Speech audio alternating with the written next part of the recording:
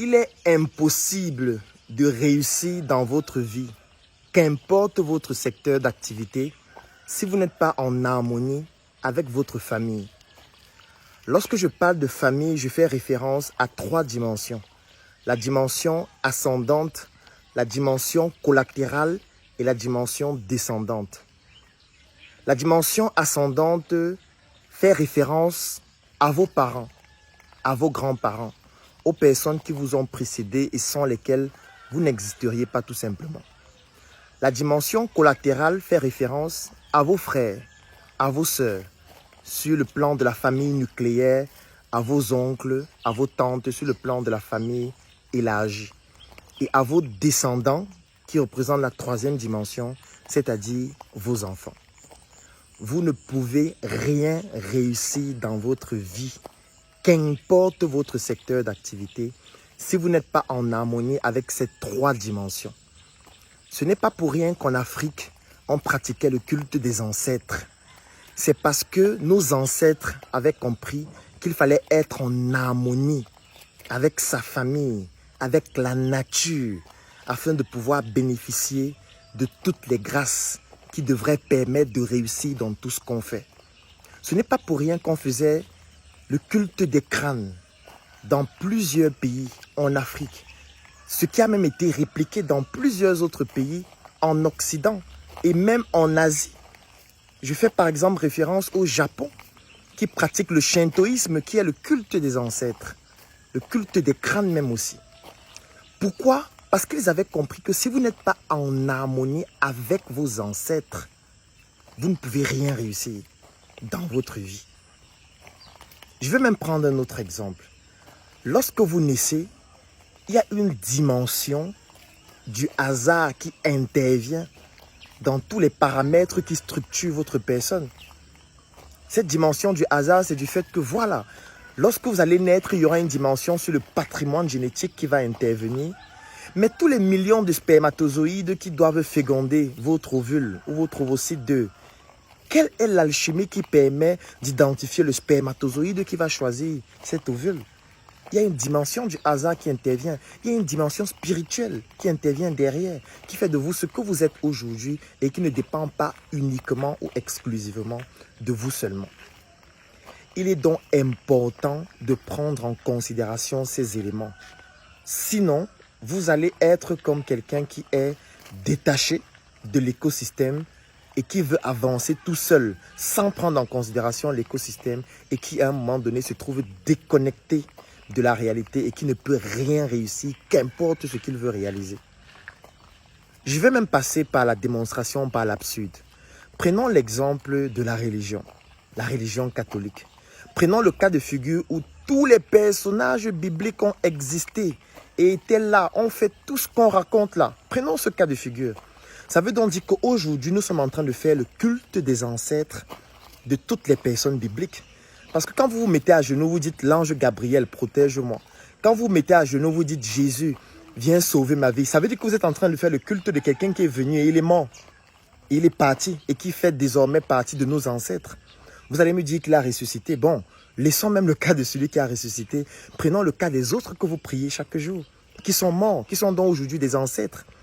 Prenons la religion catholique où chaque fois qu'un pape meurt, on conserve ses os, on conserve son crâne. On fait le culte des crânes, des ancêtres. Ça veut dire que même dans la religion, on a compris qu'en réalité, il faut honorer ceux qui étaient là avant nous. Il faut honorer ceux qui ont combattu avant nous. Il faut honorer ceux qui se sont battus pour que nous soyons là. Parce que sans le faire, il est impossible de pouvoir réussir dans tout ce qu'on fait. C'est le cas avec la religion. Si on prend l'islam, c'est la même chose qui se produit. Si on prend le judaïsme, c'est la même chose qui se produit. C'est le culte des ancêtres. Pourquoi est-ce que vous voulez faire le culte des ancêtres des autres? Mais vos parents, dont vous avez la preuve qu'ils ont existé, parce que peut-être chez vous, vous avez même encore une photo, vous avez vécu avec eux. Pourquoi vous trouvez que c'est malsain de le faire avec ceux que vous connaissez? Ou alors avec ceux dont vous avez la preuve qu'ils ont existé? Donc ça veut dire que vous aimez plus les ancêtres des autres que vos ancêtres? S'il y a une personne qui devrait plus facilement vous protéger entre vos propres ancêtres directs et nucléaires et les ancêtres des autres que peut-être vous n'avez jamais vus, Qu'est-ce qui est plus pertinent selon vous? Ou alors, qu'est-ce qui est plus proche de vous? Il est impossible de réussir sans être en harmonie avec vos ancêtres, sans être en harmonie avec la nature, sans pratiquer une spiritualité qui vous permet de rester connecté avec les personnes qui ont été à l'origine de votre naissance, avec les personnes qui vous ont accompagné depuis votre naissance jusqu'à ce que vous soyez là aujourd'hui et qui font partie de votre famille nucléaire ou élargie. Je ne suis pas en train de vous demander de faire toutes sortes de choses. Non, je suis en train de vous demander de savoir.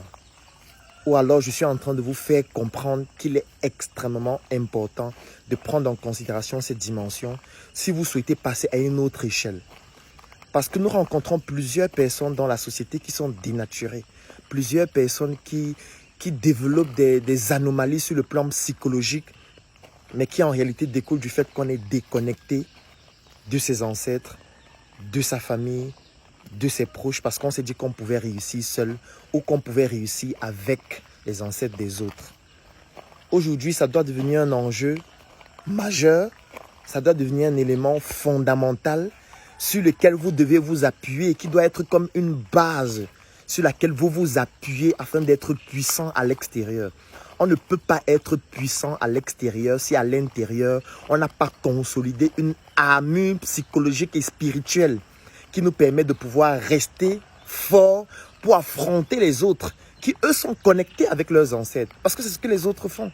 Tout le monde le fait. Et vous, qu'est-ce que vous faites pour être puissant spirituellement?